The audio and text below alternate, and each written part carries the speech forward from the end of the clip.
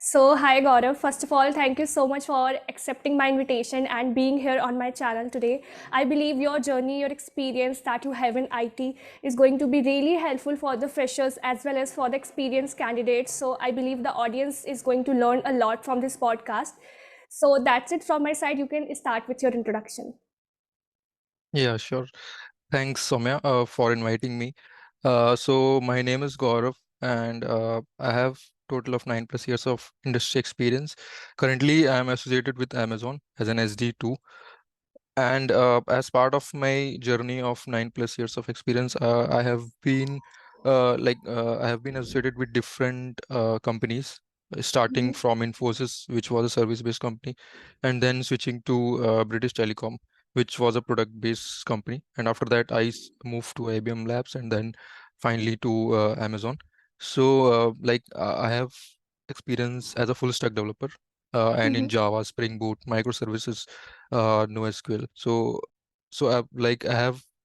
I have used different tech stack as part of different organizations, right? So, and also apart from this, I have an initiative named as Codex, which is kind of a YouTube channel. Also, we have Telegram groups for that.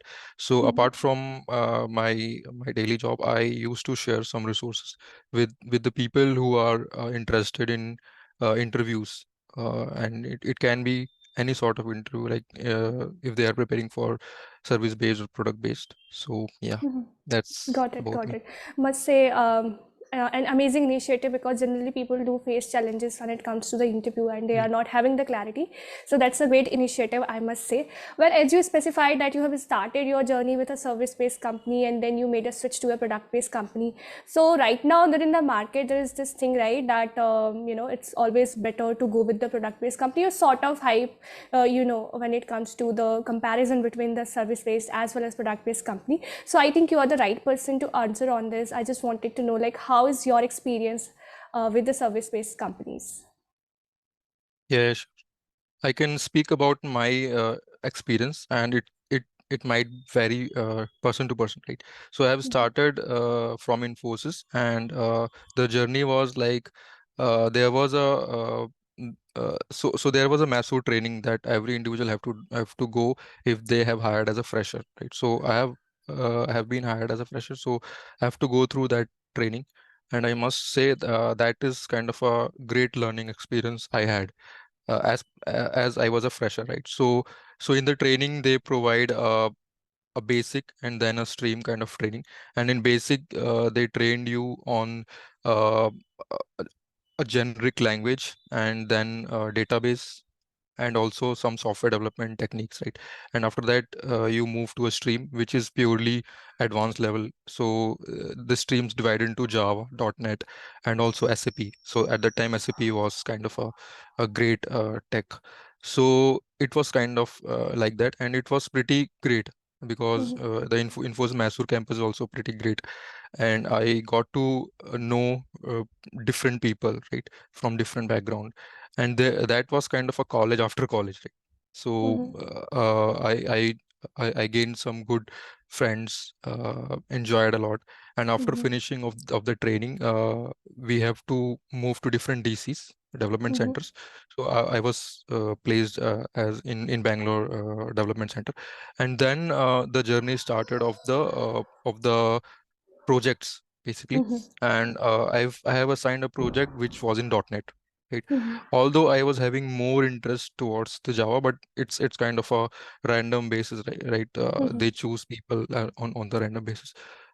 Right. And I have been in Infosys for 2.5 years, and the Mhm, problem that I face actually was the project was in obsolete technology, right? Uh, mhm, it was not it was not that cutting edge technology, and I wanted to learn.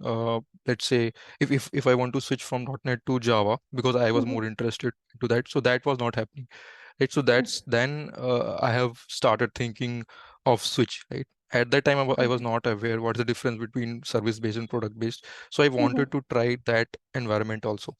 So then I decided to move to a product base, and then I started searching online, like how to Got it. move to a product base. And at that time, I think there was pretty less options. Currently, we have a lot of resources, right? But at that time, I'm talking about 2015, 2016. At that time, it was pretty less resources, right? So yeah, then I decided to move to a product base, and then the trigger point was only of the cutting edge technology that I wanted to learn. Got it, got it. So yeah, Gaurav, the point that you have specified, right, is I completely agree with you. So in service-based companies, what happens is that they will train you on something, and probably as per the requirement, you will be mapped to some other project, and then you cannot raise a question about the same, that okay, I wanted something which I am much interested in. So on this, I agree with you, because see, if things are not working according to you, maybe you can probably started looking for other opportunities as you did. So got it. Yeah. So the similar kind of question that came into my mind is that so for you the trigger point was that you wanted to learn, you wanted to explore something that is in demand, right? Yeah. So now it's been 9 years of experience and you have so many colleagues, friends working in the industry. So just a general question. So do you think that there is a certain time when a candidate can switch into a product-based companies? Because generally people say if you are not able to switch into a product-based company within 3 years of your experience, probably it would be difficult for you to make a switch. So what's your opinion on that? Okay. Yeah, so I think there is no right time. If you want to switch, you can do that anytime. It's just you should be able to crack the interview, right? And Mhm, but before cracking the interview, the job role should match like what, let's say if you're applying for a company and you have gone through the job description, right? And mhm, if it is matching with the qualification that you had, then you can apply for that. And also you should have to prepare for that, right? So mhm, I would not say there is any right time. So the factors, there can be a number of factors. Let's say a toxic environment, a work environment. If even if you are in service based, I have seen people going through a toxic kind of work environment, which can be a project level, a manager level, a management level. That can be anything, right? So that can be a one factor. mhm, uh, the package growth, the compensation. I will talk about compensation. So that can be another factor. mhm, The other factor, like learning perspective. Let's say if you are not having hands-on on cloud technology and you wanted to learn that, can you do it internal switch? If you are able to do that, it's fine. And if it is justifying your requirement, then it's fine, right? So mhm, it's up to the individual what factor they want. And if they prefer comfort over the compensation, right? So they can be into the same position without even preparing for the interviews, right? If they are mhm, if they are comfortable in whatever they're doing. But what I would suggest is not to be comfortable in in any time, right? Like it's, if even if you are pretty much experienced person, you should always be in a learning pace, right? mhm. So that's what I suggest. So yeah, I think that answers your questions. Yeah, got it, got it. Yeah, definitely you are right about it. I mean, people get into the comfort phase, especially uh, most of the time if they are on the bench period, or if they have been mapped into a project which does not have that much work, you know. So most of the time they're just not doing anything. So it should not happen, especially in the starting when you're just starting your career, I believe so.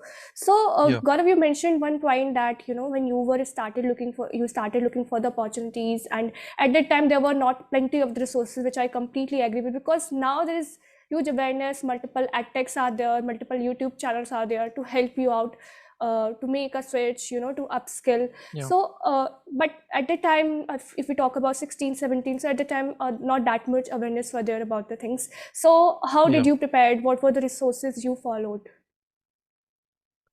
Okay. Yeah, sure. So there were no generic resources, I would say. So Mm-hmm, what I used to do is, at the time, Gigs for Gigs, like currently also Gigs for Gigs is pretty good website. So I went there and tried to search the interview experience of the company which I will be appearing in 1 or 2 weeks, right? And then go through the interview experience section. And Glassdoor was also a good platform where we can go and check the interview experience. So I first go through the interview experience and then try to see what all things that company is looking for. And also I went through the company page and try to see what that company really does, and go to their wiki and try to see what sort of industry, like what sort of products that this company is creating, right? So that is from the company front. Now on the tech perspective, generally, like at that time the demand was shifting to data structures. Now it's purely data structure, but at that Mm-hmm. time it was basics of the core Java. If I'll talk about the core Java, basics Mm-hmm. of the core Java plus the knowledge of one of the framework. So Spring MVC was there, and also a good knowledge on the SQL queries. So that was also pretty much asked in the interviews. Like if you want to find the second highest salary from a given employee salary rate. So those sorts of hands-on questions. If you want to solve it in SQL, you can write a query. So Mm-hmm. that's the third thing. And whatever you do in your current project, so that also you have to explain whenever you go to the interview. So the high level architecture diagram of that, like, and in that, what was your role, like what task you did, and how, and the other thing is like if there were any critical issues, how you were able to debug that, and have you used any testing framework. So these are the basic building blocks. And then if we talk about the data structure, so that is like pretty much important to know the basic data structures which are there. And you should be good in problem solving. So at that time, HackerRank was kind of popular, so I used to Mm-hmm. practice on that. And the tagging, there was another website which was tagging.com. So at the Yeah. time, but now it's LeetCode. Like Mm-hmm. mostly people are using LeetCode, but at the time I prepared from HackerRank. And so yeah, that was Mm-hmm. basically those resources. And we got many interview questions on Google. Let's say Java T point. Mm-hmm. For SQL also there are a lot of. So yeah, I used to prepare from that resources. Got it, got it. So while explaining that, you mentioned that at the time, DSA was coming into the picture when it comes to the interview, but now it's purely DSA. So for Yeah. freshers level, I completely understand that the entry point itself is the DSA. Most of the companies will conduct Yeah. your OA, and that would be there will be certain questions about the same. So just wanted to know how Yeah. important is DSA for experienced candidates, because you have appeared for multiple technical interviews, right? So how Mhm. what sort of understanding one should have when it comes to the DSA? So yeah, what's your opinion on that? Yeah. So yeah, like nowadays, data structures and system design is mostly asked in the interviews. If we talk about tech companies, product-based or also service-based companies are also asking these, because it is becoming more and more important. Like how much solid you have in terms of problem solving, and in terms of knowing the overall architecture of any system, and Mm-hmm. how to scale the system. So first I will talk about the data structures part. So Mm-hmm. uh, if anyone wants to learn, I would say they have to start with the basics. Basics, I mean, like why this data structure come into picture, and what problem it will solve, right? In which scenario you have to use this tree over graph. So those sorts of questions you should be clear in mind, and then jump to solving the problem. That for that you can use lead code. And there are different YouTubers also. I think Striver also have created a good A to Z playlist, so that also you can refer. But yeah, basics, like first you should know why this data structure comes and how to implement that. If I will say array list, what the add function does, what the remove function does. Mm-hmm. So yeah, and the other part is the system design. So in system design also there is low level and high level, right? Yeah. So from the freshers, it's mostly expected on the low level part, like design patterns, solid principles, uh, the object-oriented architectural diagram, if I would say, what is a UML. So those sorts of questions are asked to the fresher. And for experience, it's mostly both the part, LLD also and HLD also. And in HLD, it will become the high level diagrams, how you would scale a system. If let's say if you're designing a system, you should think of what will happen within the 5 years. Like, will your system will expand, will be able Mm-hmm. to handle that load, should be able to store those many data for the 5 years or 10 years, if I would say, right? So those sorts of question. And these all the three, like problem solving, LLD and HLD, these three are important for a experienced. And the other perspective is the behavioral interviews. That is also pretty much important. So we have different resources, like I also used to share in LinkedIn. So Mm-hmm. to prepare for experience, these all are important, what I would say. So that's why there are like a number of interviews. If I would say for Amazon and Google, there are 5 to 6 rounds of interviews. Mm-hmm. So yeah, that's on that. Yeah, got it.